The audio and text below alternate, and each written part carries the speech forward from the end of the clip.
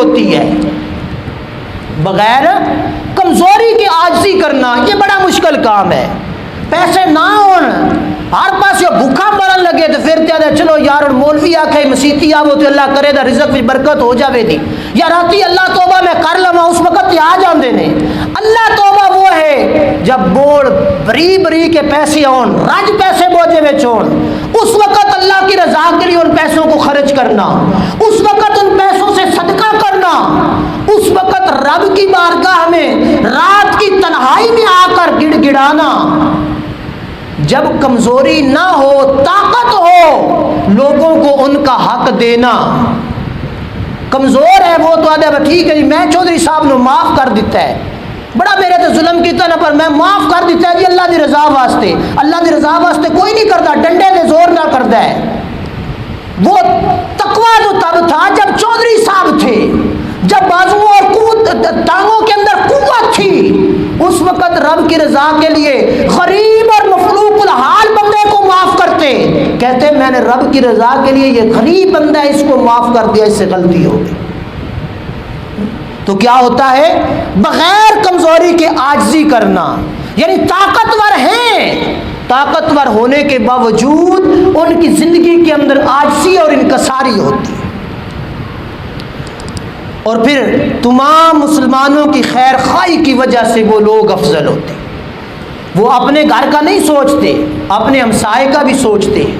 اپنے گھر کا نہیں سوچتے, اپنے رشتہ دار کا بھی سوچتے ہیں.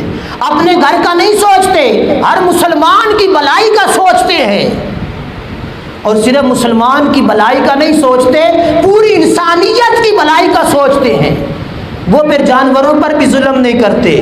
وہ گزرتے ہوئے رستے میں چونٹی آ جائے اس پر پیر رکھنا برداشت نہیں کرتے. ان کے اندر خوف خدا ہوتا ہے, تقوی کی اعلیٰ مثال ہوتی ہیں وہ لوگ. ان کا برا نہیں سوچتے, کسی کی غیبت نہیں کرتے, جب زبان سے بولتے ہیں کسی کو دعا دیتے ہیں, کسی کے لیے دعا کرتے ہیں, کسی کے معمولات کی بہتری کی گفتگو کرتے ہیں. میرے اندروں پٹ کے دیکھو, میرا دل کرتا ہے بھائی سارے ہی کدی ٹور جانا, میں اکلے ہی رہ جاؤں. تھوڑی بھی یہی حالت مت آکھو بھائی مولوی ہیں جو سارے ہیں جو. تو بہرحال فرمایا کہ طاقت ہوتے ہوئے عاجزی اور انکساری کرنا یہ کیا ہوتا ہے, یہ اولیاء اللہ کی صفت ہوتی ہے. صرف نماز روزہ ولی نہیں بناتا. اور پھر تیسری چیز حضور نبی رحمت صلی اللہ تعالی علیہ وآلہ وسلم نے ارشاد فرمایا کہ وہ کیا کرتے ہیں, وہ انبیاء کرام علیہ الصلوۃ والسلام کے نائب ہوتے ہیں. وہ دین کی آبیاری اسلام کی اشاعت و ترویج کے لیے ہر لحظہ ہر لمحہ کوشاں رہتے ہیں. اب ہم دیکھیں اپنے اولیاء کو. حضور داتا گنج بخش رحمت اللہ تعالی علیہ کا عرص مقدس ہے, ولی اللہ گزرے ہیں, لیکن ان کی تعلیمات آج بھی موجود ہیں. ان کی تعلیمات بھی عمل کرے, خدا کی عزت کی قسم خدا کا رستہ مل جائے گا. کیوں کہ انہوں نے ساری زندگی قال اللہ قال الرسول. ولی صرف یہ نہیں ہوتا, ہم کہتے ہیں پیر وہ ہے جو دم زیادہ کرتا ہو. پیر وہ ہوتا ہے جو دین اسلام کے لیے خدمت زیادہ کرتا ہو, لوگوں کی بھلائی اور اچھائی کی کوشش زیادہ کرتا ہو. مربوں والا پیر نہیں ہوتا. شاہ عنایت قادری رحمت اللہ تعالی علیہ, آپ نے ایک بہت بڑا ذخیرہ دیا امت مسلمہ کو. آج ہم لوگ سمجھتے ہیں وہ درویش لوگ تھے. درویش ضرور تھے پر عالم ربانی تھے. درویش صرف ضرور تھے, ان کی زندگی کے اندر برائی نہیں تھی, پر رب وحدہ لا شریک کے دین کے لیے ہر کسی سے ٹکرا جایا کرتے تھے. اور پھر حضور صلی اللہ تعالی علیہ وآلہ وسلم نے ارشاد فرمایا ان کی حالت زار کیا ہوتی ہے, وہ کسی پر لعنت نہیں بھیجتے. ولی ہوتے ہیں وہ کون ہوتے ہیں, کسی پر لعنت نہیں بھیجتے. ممی ویکھنا پیر کئی آندے رہندے نے, ملاقاتاں بھی ہوندیاں رہندیاں نے. جے مریض نرا تولیہ لے کے پرا ہو جاوے نا تھوڑا جہا دور, تے پیر صاحب دے تیور ویکھنے والے ہوندے نے. پیر صاحب دیا جراباں لانے واسطے وہ درویش کوئی نہیں. پیر صاحب کے جناب علی حالات ہی بدل گئے نے. سمجھ آئی؟ گالم گلوچ پیروں کی زبانوں پر عام سنا جاتا ہے.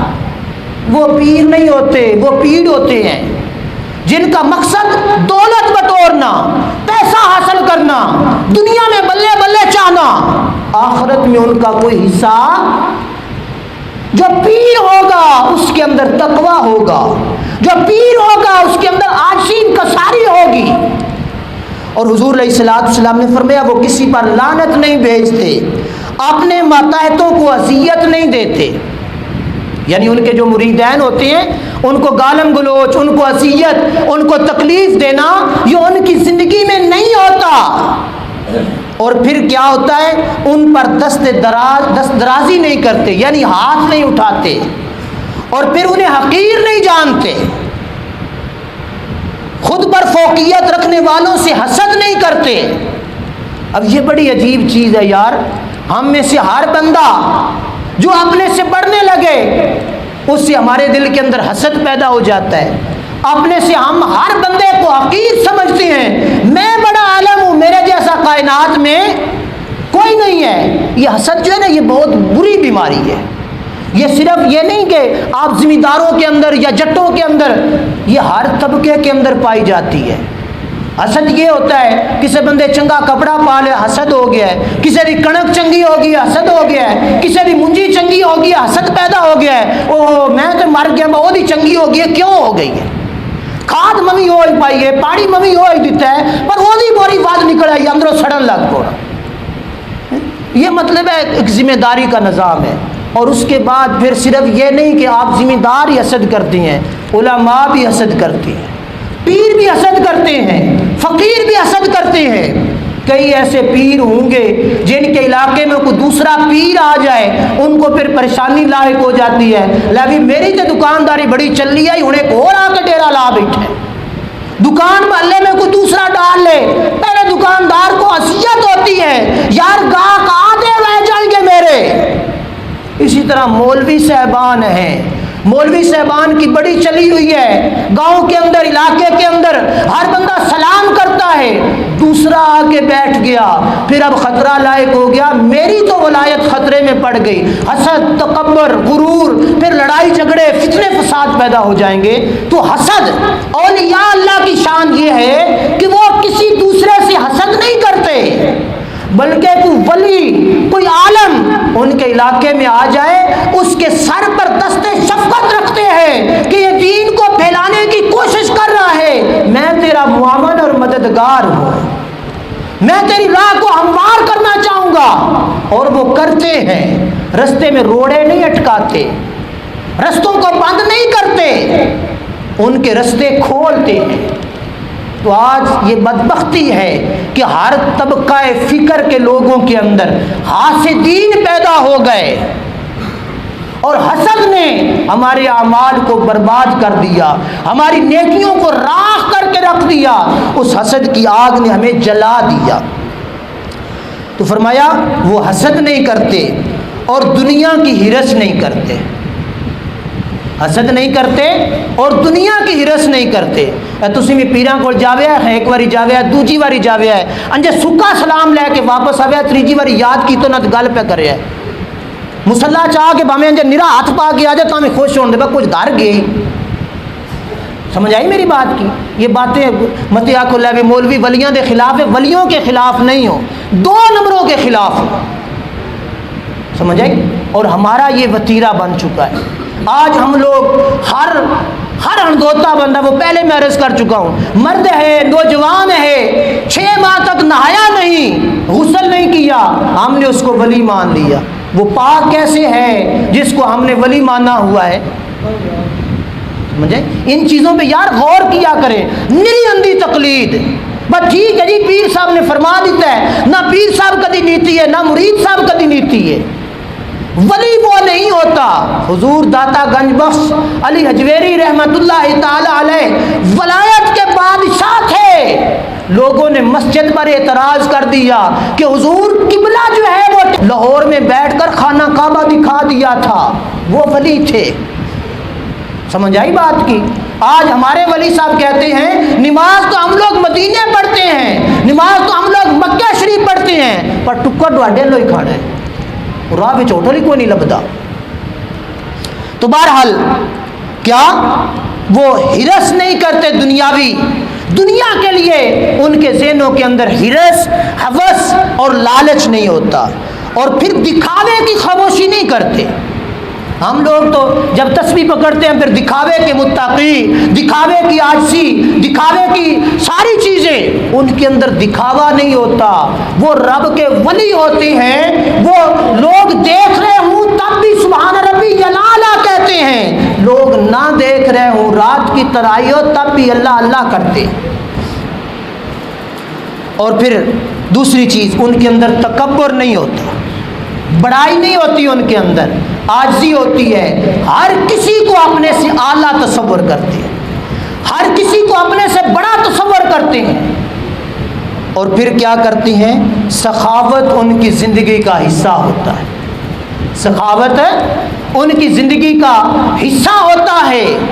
گزشتہ جمعہ المبارک پر میں نے حضرت سیدہ فاطمہ زہرا رضی اللہ تعالی عنہا کا ایک واقعہ سنا دیا تھا، اس کو ذہن نشین کریں۔ دروازے پہ مانگنے والا، کھانا کھانے والا آ گیا، حضرت علی المرتضیٰ نے پگ اتار کے اس کو دے دی، ایک دوسرے صحابی نے اپنا اونٹ دے دیا، حضرت فاطمہ الزہرا کے گھر آ گئے، اس صحابی نے کہا فاطمہ الزہرا باہر منگتا آیا ہوا ہے، کوئی عرابی آیا ہوا ہے، حضور کی بارگاہ میں اس نے کلمہ پڑھا ہے، بھوک اس کو لگی ہے، کھانے کے لیے کچھ دے دو۔ سیدہ نے فرمایا کھانے کے لیے تو کچھ نہیں ہے، حسن و حسین 3 دن سے بھوکے پیاسے ہیں، پر ٹھہر جا میرے پاس بڑا کچھ ہے، ٹھہر جا میرے پاس بڑا کچھ ہے۔ اندر سے قیمتی کمبل اٹھا کے دے دیا، فرمایا جا بیچ کے اس غریب مسکین کے لیے کھانا لے جا۔ حسن و حسین نے 3 دن سے کھانا نہیں کھایا، پر مانگنے والے کے لیے ہے۔ تو یہ چیزیں یار جب تک ہم لوگ اپنے اندر پیدا نہیں کریں گے اس وقت تک ہم لوگ کامل نہیں ہو سکتے۔ اور پھر کیا ہوتا ہے؟ پھر نفس کے اعتبار سے زیادہ پرہیزگار ہوتے ہیں، سخاوت ان کی زندگی کا وتیرہ اور حصہ ہوتا ہے۔ اور پھر آخری چیز گفتگو ختم کر رہا ہوں، خشیت، ان کے اندر خشیت ہوتی ہے رب وحدہ لا شریک کی۔ اور خشیت کا عالم یہ ہوتا ہے، یہ نہیں ہوتا کہ جز وقتی خشیت ہو، کل وقتی ان کے اندر خشیت ہوتی ہے، ہر لمحہ۔ اب یہ نہیں ہوتا آج حالات کمزور ہو گئے تو میرے ہاتھ میں لمبی تسبیح آ گئی، کل حالات بہتر ہو گئے تسبیح گر گئی۔ ان کی حالت زار کیا ہوتی ہے؟ مال آ جائے رب کا شکر کرتے ہیں، مال چلا جائے رب کا شکر کرتے ہیں، یا اللہ تیرا مال تھا تو نے دیا، تو نے واپس لے لیا، میں تیری رضا پر ہر لمحہ راضی ہوں، تو زندگی دے تب بھی راضی ہوں، تو موت دے تب بھی راضی ہوں، تو اولاد دے تب بھی راضی ہوں، تو واپس لے تب بھی راضی ہوں، تو بھوک دے تب بھی راضی ہوں، تو پیاس دے تب بھی راضی ہوں، تو پیٹ بھر کے کھلا تب بھی راضی ہوں۔ بصرہ کے 2 بزرگ تھے، بڑے کامل، آپس میں بڑی محبت تھی، آپس میں دیکھا ہوا نہیں تھا ایک دوسرے کو، پر کسی نے بتایا کہ فلاں علاقے کے بزرگ ولی اللہ جو ہیں وہ بیمار ہو گئے ہیں، میں ان کی عیادت کے لیے چلا۔ جب وہ پہلے بزرگ ان کی عیادت کے لیے گئے، حال احوال پوچھا، ہمیں کیا حال ہے، جس طرح عام معمولات ہوتے ہیں، کیسے گزر بسر ہوتی ہے، وہ جو آئے تھے نا سفر کر کے، ان سے پوچھا کہ کیسے گزر بسر ہوتی ہے، انہوں نے کہا اللہ کی ذات پہ بھروسہ ہے، مل جائے تو کھا لیتے ہیں، بات بڑی قابل توجہ ہے، مل جائے تو کھا لیتے ہیں، نہ ملے تو صبر کرتے ہیں، نہ ملے تو صبر کرتے ہیں۔ یہ منصب ہے کہ نہیں ہے؟ بہت اونچا منصب ہے، لیکن آگے جس کی عیادت کو گئے تھے انہوں نے یہ جملہ دیا اور تڑپا کے رکھ دے گا، انہوں نے فرمایا یہ کون سی کرامت ہے، یہ تو ہمارے بغداد کے کتوں کا بھی حال ہے، کتا آ جائے اس کے آگے روٹی ڈال دیں کھا لیتا ہے، نہ ڈالیں بھونکتا۔ انہوں نے پھر رست بستہ عرض کیا حضور کیا معاملہ ہے، مجھے سمجھائیں۔ فرمایا ہماری زندگی کا حال دیکھنا ہے تو دیکھ، نہ ملے تو صبر کرتے ہیں، مل جائے تو صدقہ کرتے ہیں، مل جائے تو اپنے پیٹ میں نہیں ڈالتے، غریبوں یتیموں مسکینوں کے لیے اس کو صدقہ خیرات کر دیتے ہیں۔ اپنی حالت کیا ہے؟ اپنے پاس کچھ بھی نہیں ہے۔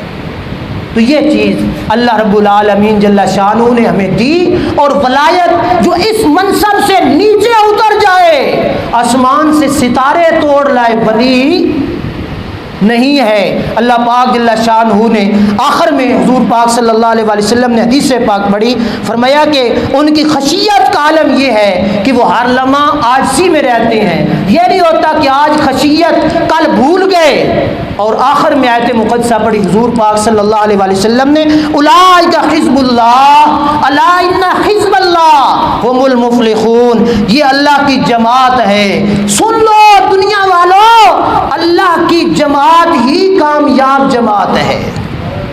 کون ہے؟ اللہ کی جماعت ہی کامیاب جماعت ہے۔ ولی اللہ جو گزر گئے، جنہوں نے اپنی زندگی اللہ کی بندگی میں گزاری، وہ کامیاب ہو گئے۔ آج ہم بھی کامیابی چاہتے ہیں تو ذکر، شکر، اللہ کی بندگی، اللہ کے حکم کی پاسداری، یہ انسان کی زندگی کا شیوا ہونا چاہیے۔